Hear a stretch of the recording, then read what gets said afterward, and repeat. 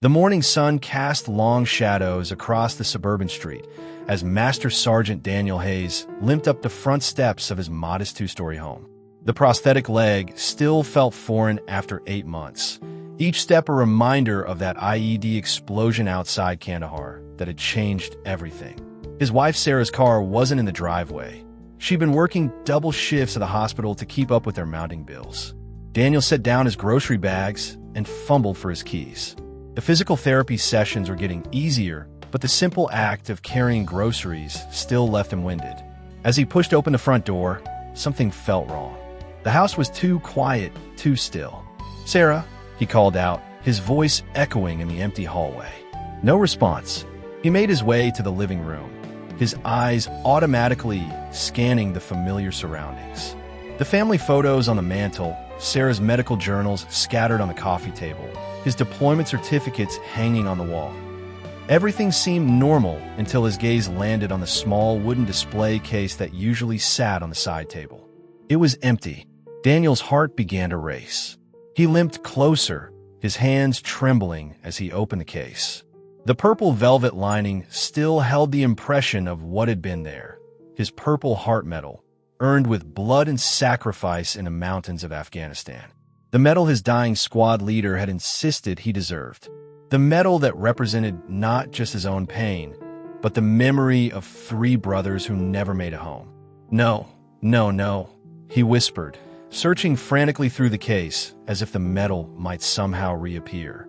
The sound of keys jingling at the front door made him freeze. Sarah walked in, her nurse's scrubs wrinkled from another exhausting shift. She looked tired, older than her 32 years. The stress of their financial situation etched in the lines around her eyes. "Danny, you're home early," she said, but her voice lacked its usual warmth. "Sarah, where is it?" Daniel's voice was barely controlled, his military training the only thing keeping him from exploding. She set down her purse, not meeting his eyes. "Where's what?" "My Purple Heart. Where's my Purple Heart, Sarah?" The silence stretched between them like a chasm. Sarah's shoulders sagged, and she finally looked at him, tears already forming in her eyes. "I had to, Danny. The mortgage company called again. They're starting foreclosure proceedings next week. I tried everything else, I swear I did." "You sold my medal?" The words came out as a whisper, but they carried the weight of his disbelief. "I got $3,000 for it. It's not enough to save the house, but it'll buy us more time. I thought you'd understand." Daniel sank into his chair, the one the VA had provided for his recovery. "That medal. Sarah, that medal isn't just mine. It represents Corporal Martinez, who died trying to pull me from that wreckage. It represents Sergeant Thompson, who threw himself on a grenade to save our convoy. It represents Private Johnson, who was just 19 and wrote letters to his mother every single day. I know what it means to you, but..." "No, you don't." Daniel's voice was firm but not angry. "You don't know what it means.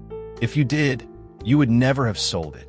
Sarah sat down across from him, her hands clasped tightly in her lap. "What was I supposed to do? We're drowning, Danny. The medical bills from your surgeries, the physical therapy, the fact that your disability payments don't cover half our expenses. I've been working 18-hour shifts, and it's still not enough. We could have talked about it. We could have found another way." "What other way?" "We've already borrowed from your parents, from my sister. We've cut every expense we can. I've been eating cereal for dinner, so we can afford your medications." Daniel looked at his wife, really looked at her, and saw the exhaustion, the desperation, the fear that had been consuming her while he'd been focused on his own recovery. But it didn't change what she'd done. "Who did you sell it to?" "A collector. Someone who specializes in military memorabilia. He said he'd take good care of it." "I want it back, Sarah. I don't care what it costs. I want it back."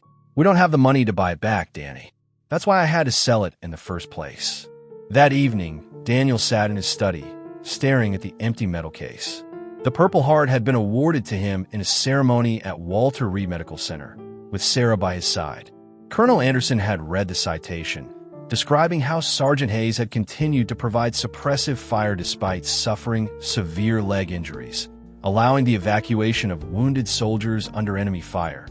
But what the citation didn't mention was the conversation he'd had with Staff Sergeant Miguel Martinez, just before the explosion.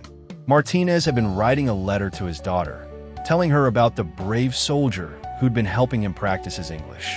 That soldier was Daniel. The medal didn't just represent his sacrifice. It represented a promise he'd made to Martinez's family, to Thompson's parents, to Johnson's mother. A promise that their son's sacrifices would never be forgotten.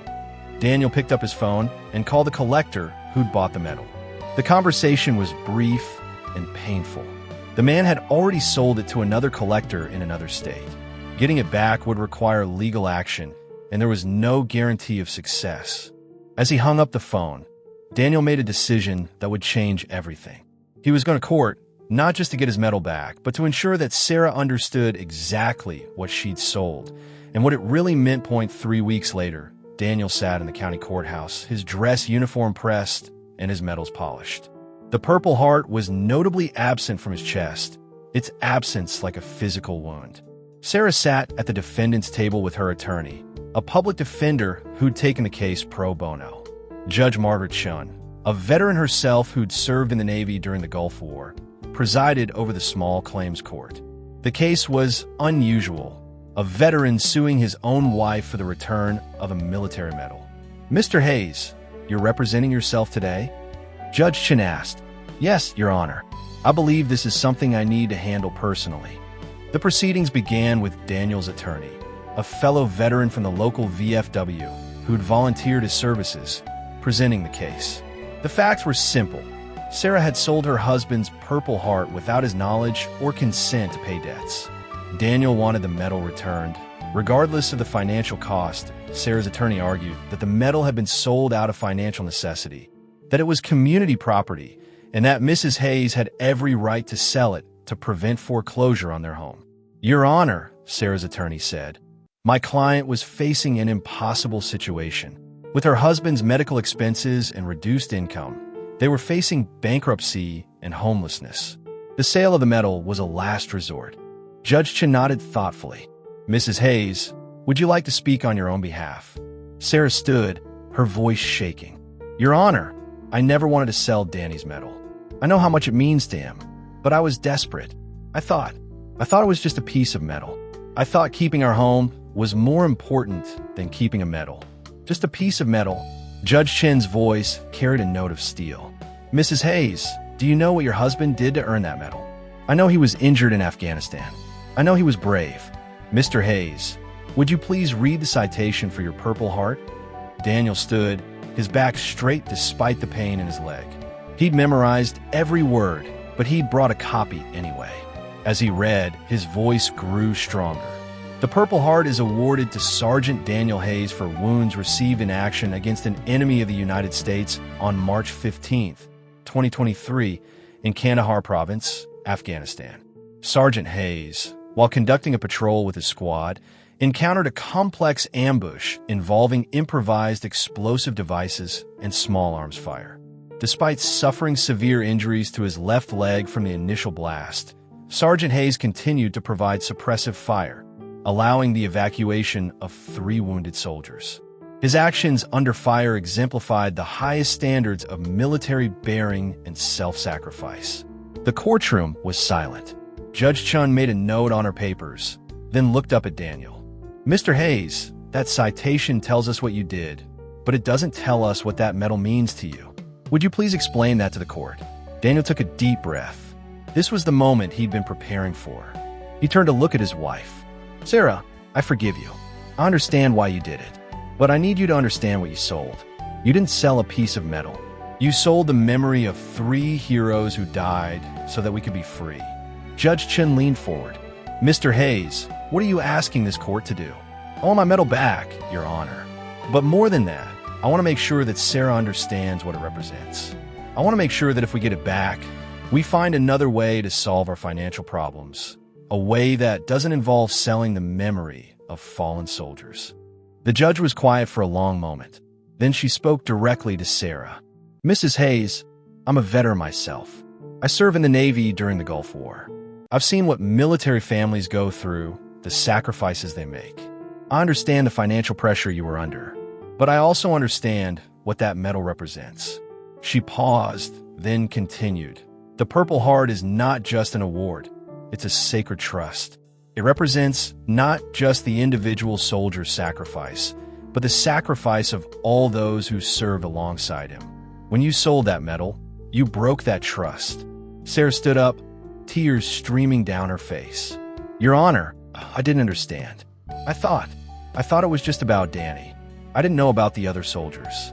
I didn't know about the promise he made. Mrs. Hayes, ignorance is not an excuse. However, I can see that you acted out of desperation, not malice. Here's what I'm going to do. Judge Chun turned to address the entire courtroom. I'm ordering that the Purple Heart be returned to Mr. Hayes immediately. I'm also ordering that a fund be established for military families in financial distress to be administered by the local Veterans Administration. The first contribution to this fund will be the $3,000 that was paid for the medal. She looked directly at Sarah. Mrs. Hayes, you will work with the VA to help establish this fund. You will volunteer your time to help other military families understand the resources available to them. And you will write a letter of apology to the families of Corporal Martinez, Sergeant Thompson, and Private Johnson. The judge's gavel came down with finality. This court is adjourned. As they left the courthouse, Sarah walked beside Daniel in silence. Finally, she spoke. Denny, I'm sorry. I'm so sorry. I had no idea. Daniel stopped walking and turned to face his wife. Sarah, I should have told you. I should have explained what that medal meant, not just to me, but to the families of the men who died. I should have included you in that promise. What do we do now? About the house, about the money? We'll figure it out. Together. The way we should have from the beginning. 2 weeks later, Daniel stood in his living room. The Purple Heart once again in its place of honor. But now it was accompanied by something new, a photograph of Martinez, Thompson, and Johnson taken during their deployment. Sarah had found it in his military papers and had it framed. I wrote the letters, Sarah said, joining him by the display. To the families. It was the hardest thing I've ever done. What did you tell them? I told them the truth. That I didn't understand what their sons meant to you, to all of us. That I was sorry for dishonoring their memory. And I told them about the fund we're setting up.